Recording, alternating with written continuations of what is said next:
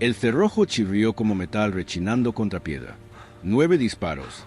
9 alemanes abatidos.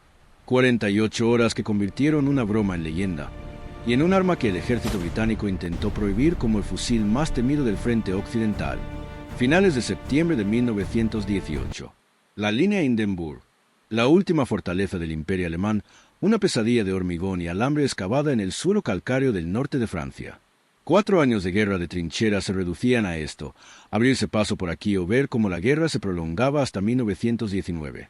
El cuarto ejército británico se concentró a lo largo de un frente de 12 millas, preparándose para el tipo de asalto que devoraba divisiones. La artillería retumbaba día y noche. Los tanques avanzaban lentamente por el barro. Los batallones de infantería revisaban sus fusiles, escribían cartas a casa y esperaban el silbato. En una trinchera avanzada cerca del pueblo de Beinglise, el soldado Arthur Kettel, del 5º Batallón de Fusileros de Lancashire, estaba sentado en un escalón de tiro limpiando su fusil. No era el Enfield Mark III estándar que colgaba del hombro de todos los demás soldados.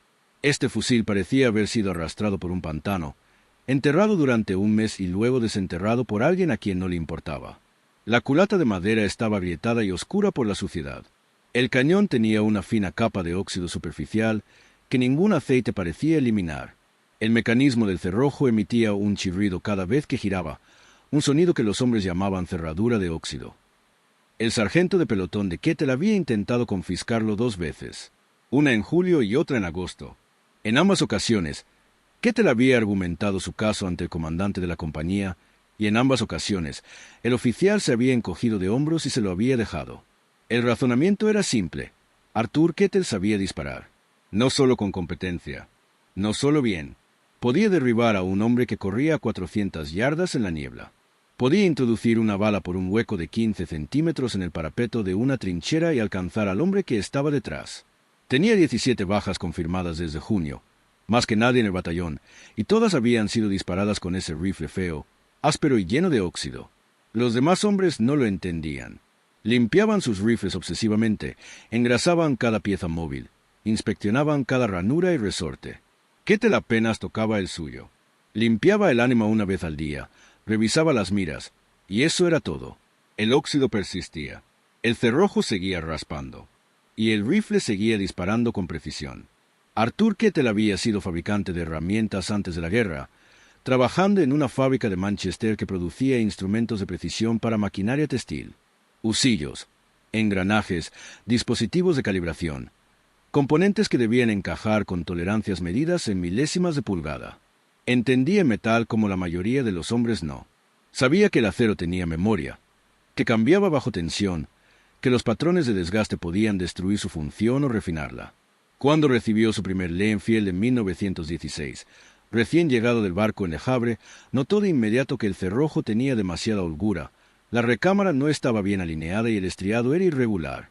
Disparaba bien para el uso habitual de la infantería, fuego de descarga, supresión, combate a corta distancia, pero no era un instrumento de precisión. Así que lo cambió. Lo intercambió por el fusil de un alemán muerto después del Somme, un Jaeger 98 que disparaba de maravilla hasta que el cañón se quebró durante un asalto nocturno.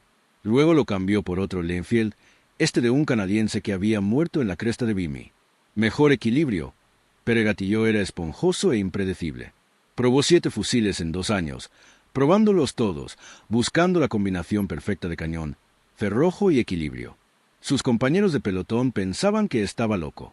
Los armeros lo odiaban, pero su número de bajas seguía aumentando, y los oficiales aprendieron a no hacer preguntas.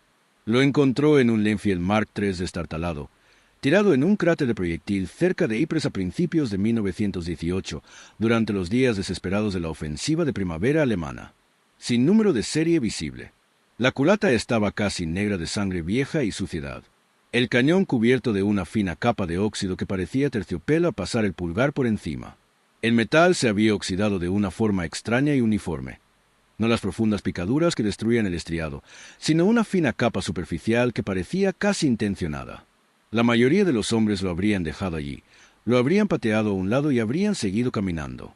Kettel lo recogió, apuntó por el cañón hacia el campanario de una iglesia derruida a unos 300 metros y corrió el cerrojo. El cerrojo se movía lentamente. Tosco, ese chirrido áspero como el rechinar de dientes metálicos. Pero la alineación era impecable. El cañón encajaba perfectamente en el cajón de mecanismos. El estriado, al mirar por el ánima, era afilado y profundo, sin erosión en la garganta. El gatillo tenía un cierre limpio y preciso, sin deslizamiento ni sobrerecorrido. Lo probó esa tarde contra un poste de cerca a 200 metros de distancia, usando munición que encontró en un almacén. 3 disparos. 3 impactos con una separación de apenas 2 centímetros, formando un triángulo estrecho que se podía cubrir con una moneda de un chelín. Se quedó con el rifle. No limpió el óxido. No engrasó el cerrojo, salvo una ligera capa en las orejetas de bloqueo. Durante las semanas siguientes, descubrió algo extraño. El óxido actuaba como una especie de estabilizador de fricción. Ralentizaba el ciclo del cerrojo lo justo para que el rifle se asentara entre disparos casi sin vibraciones. La superficie rugosa atrapaba aceite y residuos de pólvora en microscópicas cavidades, creando un sistema autolubricante que se mantenía constante disparo tras disparo. El arma era fea y ruidosa, y se sentía rara en todos los sentidos. Cuando otros soldados manejaban sus cerrojos, era un sonido suave y bien engrasado. Cuando Kettle manejaba el suyo, era ese chirrido y raspado que hacía estremecer a los hombres. Pero disparaba de maravilla. El rifle tenía sus peculiaridades. El cerrojo debía accionarse con una presión constante, sin tirones ni sacudidas. Si intentabas accionarlo demasiado rápido, se atascaba. Si no colocabas bien el cartucho, no entraba en la recámara. Requería un ritmo específico, un toque específico. Kettle aprendió ese ritmo en una semana. En un mes, podía accionar el cerrojo oxidado en completa oscuridad, solo con el sonido y el tacto. El roce se volvió familiar, luego reconfortante, luego esencial. Era el sonido de la precisión, el sonido del control. Para septiembre de 1918, la reputación de Kettle se había extendido más allá de su propio batallón. Francotiradores de otras unidades acudían a verlo trabajar, de pie tras el parapeto de la trinchera mientras se posicionaba y disparaba con eficiencia mecánica. Los oficiales lo solicitaban para misiones especiales de reconocimiento, trabajos que requerían a alguien capaz de sentarse solo en tierra de nadie durante horas y disparar a objetivos que la mayoría de los hombres ni siquiera podían ver. El rifle de cerrojo oxidado se había convertido en una leyenda, del que se hablaba en los refugios y puestos de socorro. Decían que nunca fallaba. Decían que Kettle podía disparar a través de la niebla, a través del humo, a través de las grietas en los muros de sacos terreros. Decían que los alemanes habían puesto precio a su cabeza. 200 marcos por el francotirador con el cerrojo chirriante y rasposo que anunciaba su presencia como un estertor de muerte. Eso último no era cierto, por lo que Kettle sabía, pero el resto se acercaba bastante. Había realizado 44 derribos confirmados entre marzo y septiembre de 1918, cada uno registrado en un cuaderno que llevaba su comandante de compañía.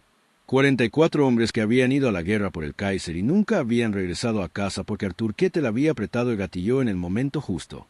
No pensaba mucho en ellos. No podía permitírselo. Pensar en los hombres que matabas era un camino rápido a la locura en las trincheras. Cumplías con tu trabajo, mantenías la cabeza baja e intentabas no preguntarte si el alemán que tenías en la mira tenía esposa, hijos o una madre esperando una carta que nunca llegaría. Ahora, sentado en la trinchera con el fusil sobre las rodillas, Kettle escuchaba el bombardeo y sabía lo que se avecinaba.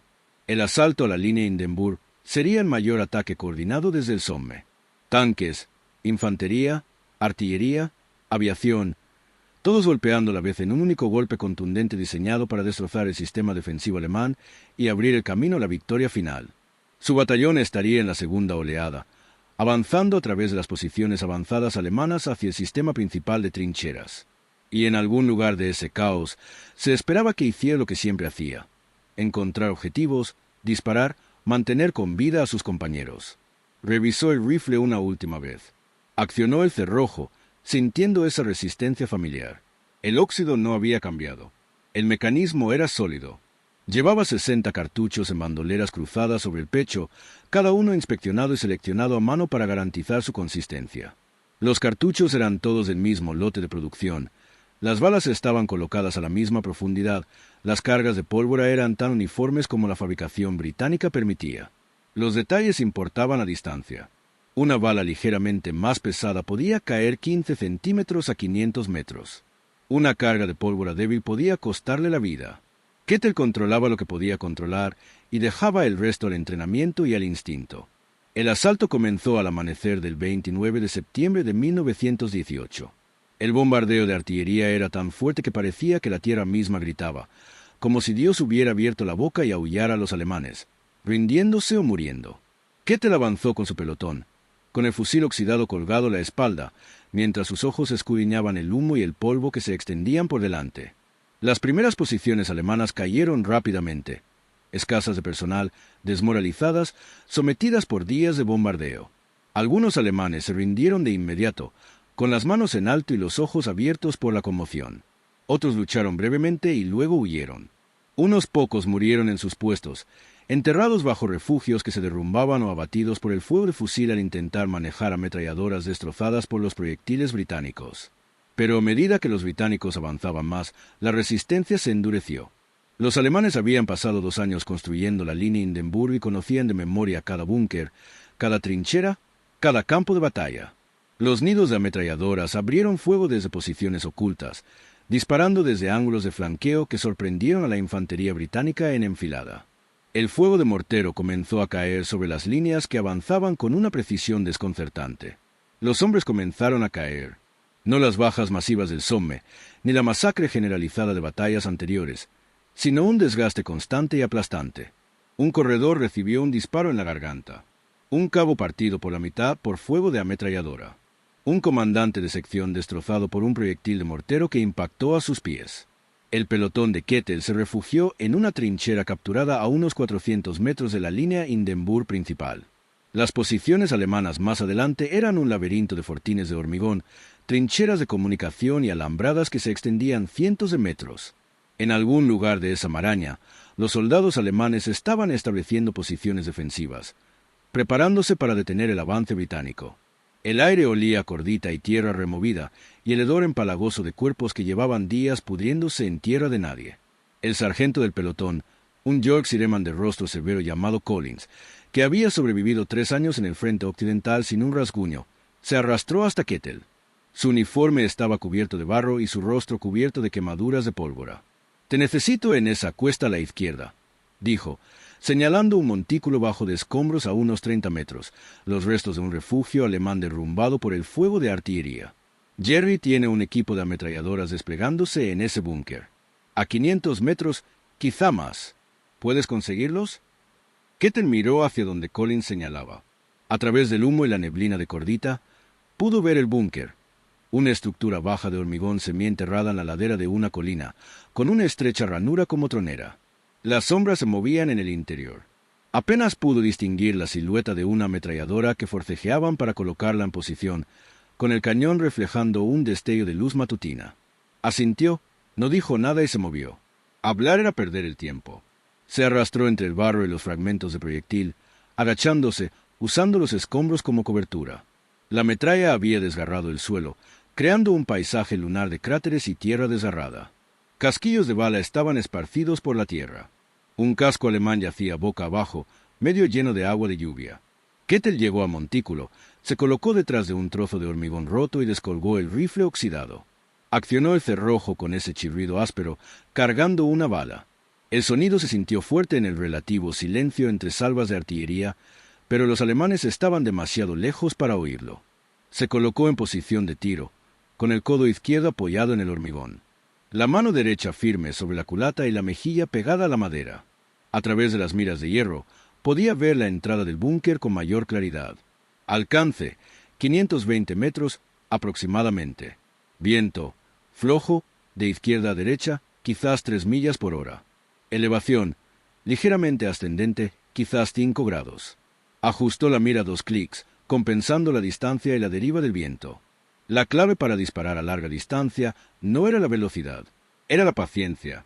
Esperar el momento en que el objetivo dejara de moverse. Esperar el hueco en el humo. Esperar la intersección perfecta entre la mira y el gatillo. Kettel controló su respiración, bajando el ritmo cardíaco, dejando que su cuerpo se quedara quieto. En ese estado, la guerra se desvaneció. El ruido, el miedo, el caos, todo se volvió distante y silencioso. Solo existían el objetivo, el rifle y el espacio entre ellos. Un soldado alemán apareció a la vista en la entrada del búnker, girándose para gritar algo al interior. probablemente pidiendo más munición o avisando a sus compañeros de que se dieran prisa con el arma. Era joven, quizá de 19 o 20 años, y vestía el uniforme Feldrau de infantería alemana. Kettel apretó el gatillo. El rifle oxidado crujió, el retroceso le hundió el hombro y el cerrojo chirrió al accionarlo automáticamente. El alemán cayó como una marioneta con las cuerdas cortadas, con las piernas dobladas y el cuerpo desplomándose en el suelo. Inmediatamente apareció otro soldado, intentando arrastrar el cuerpo hacia adentro. Movimiento de pánico. Mala jugada. Kettel ya había accionado el cerrojo. El casquillo vacío se expulsó con ese ruido áspero familiar. Una bala nueva en la recámara. Apuntó, compensó el movimiento del objetivo y disparó. El segundo hombre se desplomó sobre el primero, con un impacto en la parte superior del pecho. 2. El búnker quedó en silencio. Kettel recargó el arma, metiendo 5 balas nuevas en el cargador, con la mira fija en la entrada. Sabía lo que ocurriría. Alguien dentro entraría en pánico, o alguien intentaría hacerse el héroe. De cualquier manera, se expondrían. Pasaron 30 segundos.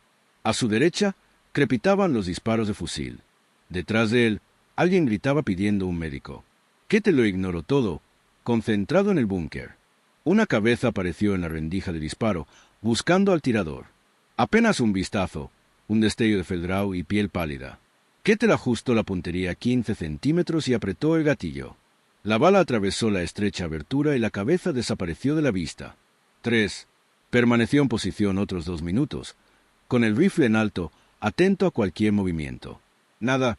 La ametralladora permaneció en silencio. O todos dentro estaban muertos, o habían decidido que la discreción era la mejor parte del valor y abandonaron la posición. De cualquier manera, la amenaza estaba neutralizada.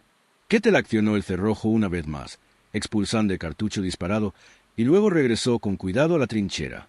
Collins le hizo un gesto de sentimiento al regresar. Buen tiro. El arma es silenciosa. 3 abajo, dijo Kettel. Su voz era monótona, sin emoción. Solo informaba de los hechos. Bien, subimos en 5 minutos. Manténganse cerca. El pelotón avanzó, atravesando el laberinto de trincheras alemanas hacia la línea defensiva principal. El combate era intenso y brutal. Granadas, bayonetas, fusiles disparados a quemarropa. Kettel se movió con los demás, usando el fusil oxidado como un garrote cuando la lucha se acercaba demasiado para disparar y luego retrocediendo para proporcionar fuego de cobertura cuando los alemanes contraatacaban. Para mediodía, había disparado 19 balas y había conseguido 6 bajas más. Un soldado alemán atrapado al descubierto, corriendo entre trincheras. Un corredor que llevaba mensajes, abatido a 300 metros.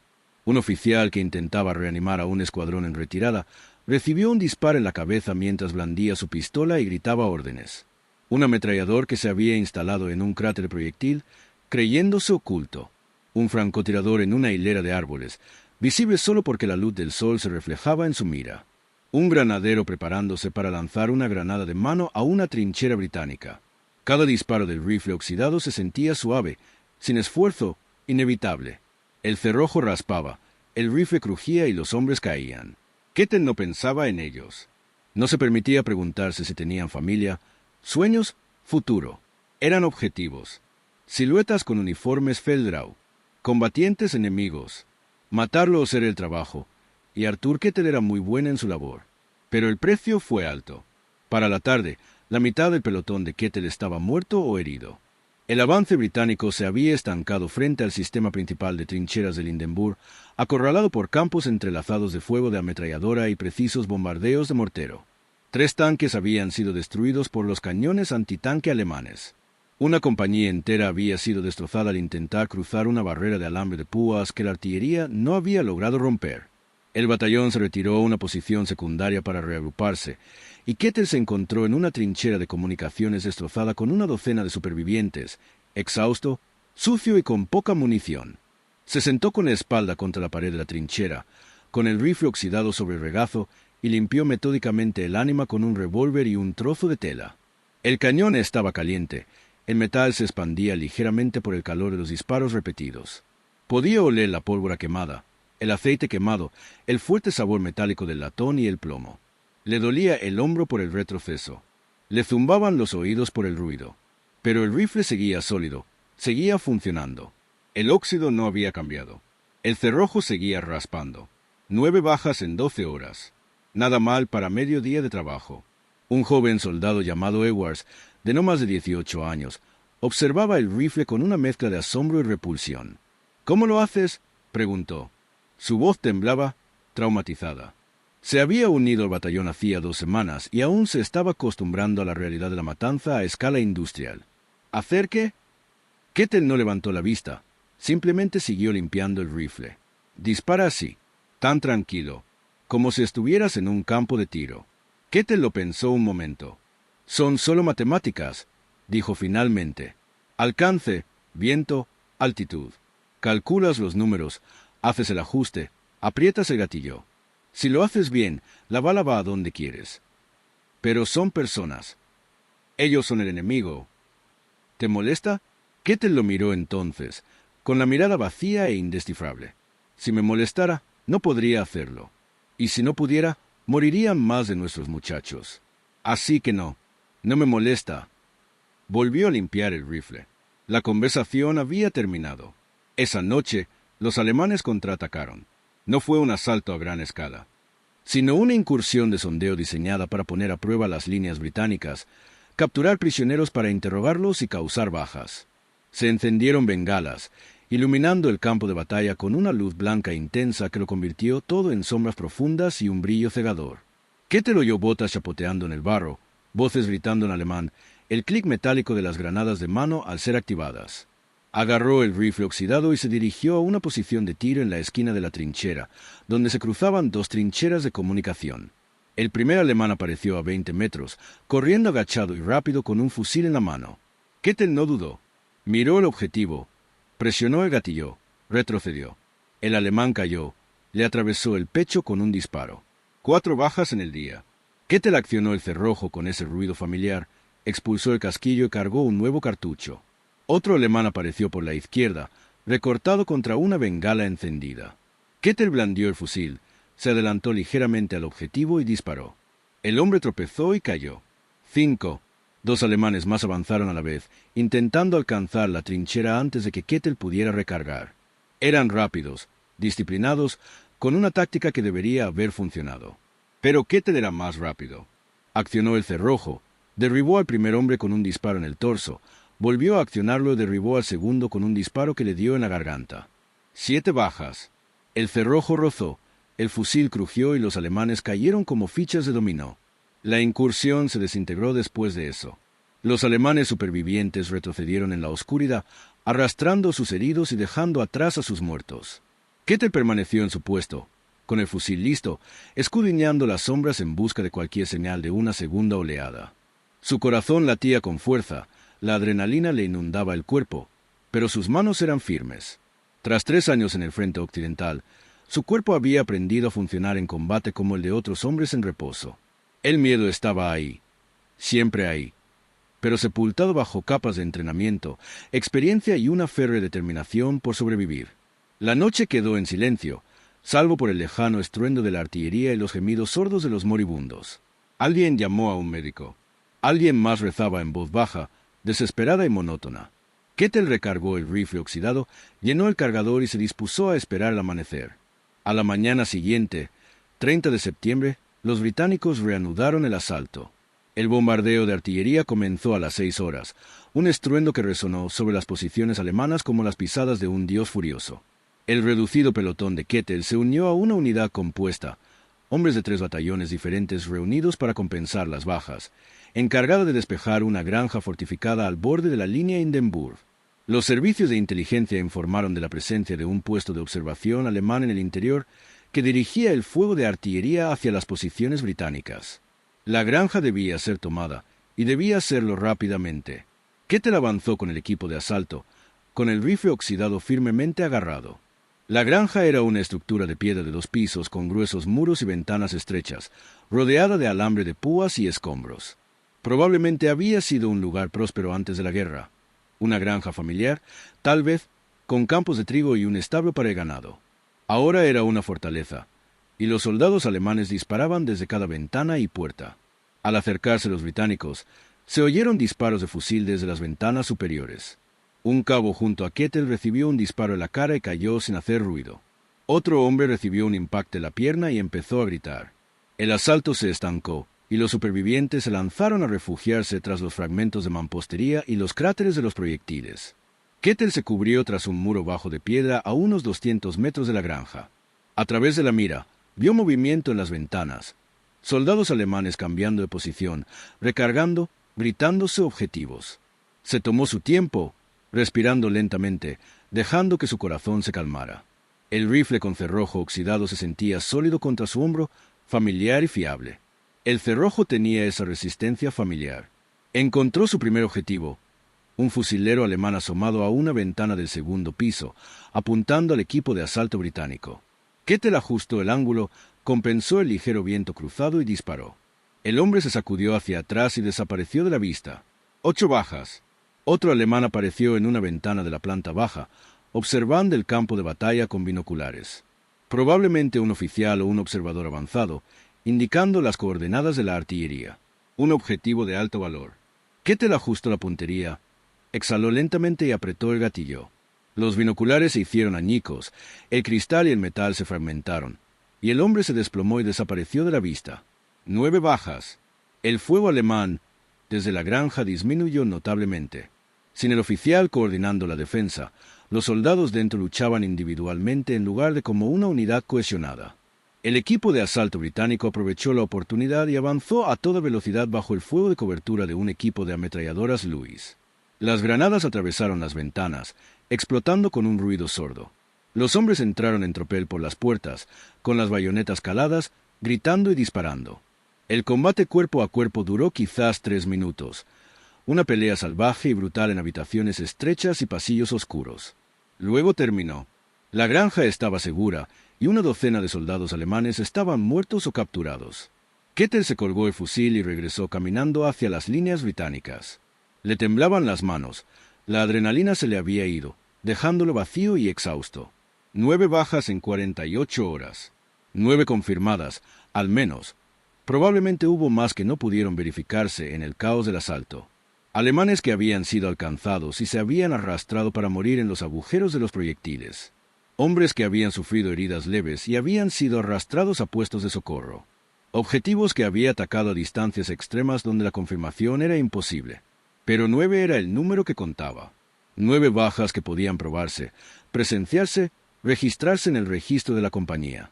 El rifle con cerrojo oxidado había funcionado con fluidez en cada disparo, sin atascarse ni fallar. El cerrojo raspaba como siempre. El óxido permanecía en el cañón. Y Arthur Kettel había hecho lo de siempre, mantener el rifle firme y disparar las balas justo donde debían ir. Cuando el batallón se reagrupó esa tarde, el comandante de la compañía de Kettel lo llevó aparte. El capitán Winters era un londinense delgado y de mirada penetrante, exhausto y con las mejillas hundidas tras semanas de combate. Había sido abogado antes de la guerra, un hombre que se dedicaba a contratos y derecho de propiedad. Ahora comandaba una compañía de asesinos e intentaba mantenerlos con vida el tiempo suficiente para ganar la guerra. Kettel, dijo, 3 oficiales me han preguntado por ese maldito rifle tuyo. Quieren confiscarlo y devolverlo a la inspección de artillería. Dicen que no cumple con las normas, que no es seguro y que no está en servicio. Kettel no dijo nada. Simplemente se quedó allí, con el rifle oxidado en la mano, esperando. Winters miró el rifle, luego a Kettel y luego de nuevo al rifle. ¿Cuántos muertos ha habido esta semana? 17, señor. Quizás más. ¿Confirmado? 9 confirmados en los últimos 2 días. El resto son probables. Winters guardó silencio un momento, mirando el cañón oxidado, la culata agrietada y el cerrojo que parecía estar en un montón de chatarra. Luego negó con la cabeza. Quédate con el rifle. Yo me encargo de las quejas. Pero Kettel, hazme un favor. No dejes que nadie más intente dispararlo. Lo último que necesito es que un idiota se vuele la mano por no saber usar un cerrojo oxidado. Sí, señor. Ese fue el final, según las quejas oficiales. El fusil se quedó con Kettel. Y durante el mes siguiente, a medida que los británicos avanzaban más en territorio alemán y la línea Hindenburg finalmente se rompió, el fusil de bloqueo oxidado siguió disparando. El número de bajas de Kettel ascendió a 30 y luego a 40. Otros francotiradores intentaron copiar sus métodos. Dejaron de limpiar sus fusiles, dejaron que se oxidara el cañón, intentaron replicar ese ciclo de rechinamiento del cerrojo, pero nunca funcionó de la misma manera. Sus fusiles se atascaban, disparaban descontroladamente o se desarmaban. El bloqueo oxidado no era una técnica que se pudiera copiar. Era un fusil específico, una combinación específica de desgaste, alineación y equilibrio que no se podía replicar. La guerra se acercaba a su fin. En octubre, el ejército alemán inició una retirada general. En noviembre, estallaron motines en la armada alemana. El 11 de noviembre, a las 11 horas, entró en vigor el armisticio. Los cañones callaron. La guerra había terminado. Arthur Kettel sobrevivió. Salió de Francia a finales de noviembre de 1918 con el fusil de cerrojo oxidado aún colgado del hombro, aún cubierto de esa fina capa de óxido, que aún emitía ese chirrido al girar el cerrojo. El ejército británico intentó confiscarlo una última vez durante la desmovilización en un campo de procesamiento cerca de Calais. Un sargento de intendencia intentó llevárselo, alegando las normas sobre equipos dañados y modificaciones no autorizadas. Kettel se negó. El sargento amenazó con tomar medidas disciplinarias. Kettel lo mandó al infierno y pasó de largo. La situación se intensificó. Los oficiales se involucraron. Se llenaron los formularios. Kettel argumentó su caso hasta llegar a un coronel del Ministerio de Guerra, un oficial de carrera que había pasado la mayor parte de la guerra tras un escritorio en Londres. El coronel escuchó la historia, examinó el fusil y leyó los informes sobre el número de bajas de Kettel. Luego suspiró. Firmó una dispensa especial que le permitía conservar el fusil como recuerdo personal y le dijo que saliera de su oficina. Kettel se llevó el rifle a Manchester. Regresó a su antiguo trabajo en la fábrica de maquinaria textil a fabricar husillos, engranajes y dispositivos de calibración. Se casó con una mujer llamada Ellen, que trabajaba en una fábrica de municiones durante la guerra. Tuvieron 3 hijos. Compró una casita con un taller en la parte trasera y montó el rifle oxidado en la pared sobre su banco de trabajo. Nunca volvió a dispararlo. Ni siquiera lo cargó. Permaneció allí colgado durante 30 años, acumulando polvo, mientras el óxido se extendía lentamente y la madera se agrietaba aún más. Rara vez hablaba de la guerra. Cuando sus hijos le preguntaban, solo decía que había sido soldado en Francia y que había hecho lo necesario. Cuando vecinos o compañeros de trabajo insistían en detalles, cambiaba de tema. La única vez que habló del rifle fue una vez, en 1936, cuando un joven de un periódico local fue a entrevistar a veteranos sobre sus experiencias. El reportero le preguntó por el óxido, porque Kettel nunca lo había limpiado, porque mantenía el rifle en tan mal estado. Kettel lo pensó un buen rato antes de responder. «¿Funcionó?», dijo finalmente. Eso era lo único que importaba. Funcionó cuando lo necesitaba y me ayudó a volver a casa. El óxido no era un daño. Era parte del rifle, parte de lo que lo hizo mío. Arthur Kettel falleció en 1948 a los 53 años. Sufrió un infarto repentino. Su familia lo encontró en su taller, desplomado sobre su banco de trabajo, rodeado de sus herramientas. El rifle oxidado aún colgaba en la pared, sobre él. Su viuda donó el rifle a un museo militar de Lancashire, junto con su historial de servicio y algunas fotografías de la guerra. El conservador del museo lo aceptó agradecido, lo colocó en una vitrina en una galería trasera dedicada al frente occidental y añadió una pequeña placa que decía «Leenfield Mark III, usado por el soldado Arthur Kettel, 5º Batallón de Fusileros de Lancashire, 1918, conocido como el rifle Rustlock». 47 bajas confirmadas. El rifle sigue ahí hoy, en la misma vitrina. Los visitantes del museo a menudo se detienen al verlo, desconcertados por el óxido, la culata agrietada y el estado general de deterioro. No parece un arma legendaria. Parece algo que debería haberse tirado hace décadas. Los niños preguntan a sus padres por qué se exhibe un rifle con ese aspecto tan roto. Los guías del museo les cuentan la historia. El herrero de Manchester, el cerrojo afilador, las 48 horas que forjaron una leyenda. El rifle con bloqueo de óxido es una lección sobre la brecha entre la teoría y la realidad, entre la doctrina y la práctica, entre lo que debería funcionar y lo que realmente funciona. En teoría, el óxido es corrosión, daño, degradación funcional. En reglamentos, manuales y especificaciones de municiones, el óxido es el enemigo. En la práctica, en manos de alguien que entendía su herramienta a un nivel más allá de la normativa y la doctrina, ese óxido se convirtió en algo más. Se convirtió en consistencia, fricción, control Un sistema autolubricante que mantenía tolerancias precisas disparo tras disparo. Arthur Kettle no mantenía el rifle oxidado por pereza, excentricidad ni por intentar demostrar algo. Lo mantenía oxidado porque funcionaba. Porque la imperfección creaba una perfección que un rifle recién salido de fábrica jamás podría igualar. Porque en el caos y el horror de la guerra industrial, tener algo en lo que se podía confiar plenamente valía más que cualquier alternativa reluciente y reglamentaria. Hay una verdad más amplia aquí sobre la experiencia y la confianza. El ejército británico quería prohibir el fusil de seguridad oxidado porque no cumplía con el estándar. Se veía mal, sonaba mal y violaba todos los principios de mantenimiento y cuidado adecuados. Para oficiales y burócratas que nunca habían disparado un tiro con ira, el fusil era una vergüenza, una violación del buen orden y la disciplina militar. Pero los oficiales en el campo, los que observaban el trabajo de Kettle, los que veían los resultados, los que contaban los cadáveres y contabilizaban las bajas, lo sabían mejor. Entendían que a veces las reglas se equivocan. A veces, la solución sucia, desagradable y no reglamentaria es la que salva vidas. La guerra de Kettle se basó en pequeños momentos de precisión. Una respiración contenida, una mira alineada, un gatillo apretado con la fuerza justa, una bala atravesando cientos de metros de humo y caos para dar en el blanco. Y cada uno de esos momentos dependía de un fusil que no debería haber funcionado, pero lo hizo. 9 bajas en 48 horas. 47 a lo largo de la guerra. Cada una, un soldado alemán que no regresó a casa. Cada una, un cálculo que Kettle hizo y con el que vivió el resto de su vida. Nunca lo glorificó. Nunca presumió. Cuando le preguntaban sobre su puntería, solo decía que hacía lo necesario y que el rifle lo hacía posible. El mosquetón no era un trofeo. Era una herramienta, y Arthur Kettle era un artesano que entendía su herramienta mejor que nadie. Eso era lo que lo hacía peligroso. No la ira, ni el odio, ni siquiera el patriotismo. Solo una comprensión fría y precisa de cómo el metal, la madera, el óxido y la presión podían unirse para causar muerte a distancia. El ejército británico quería arrebatarle esa herramienta porque ofendía su sentido del orden. Pero a la guerra no le importaba el orden.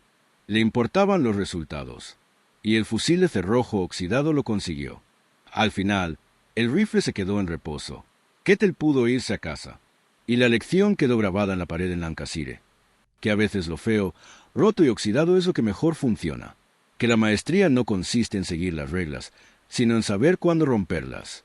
Y que la diferencia entre un chiste y una leyenda a menudo son solo 48 horas y 9 disparos perfectos. Suscríbete para descubrir más historias inéditas desde las sombras de la historia. Desde donde las ves. Deja un comentario abajo.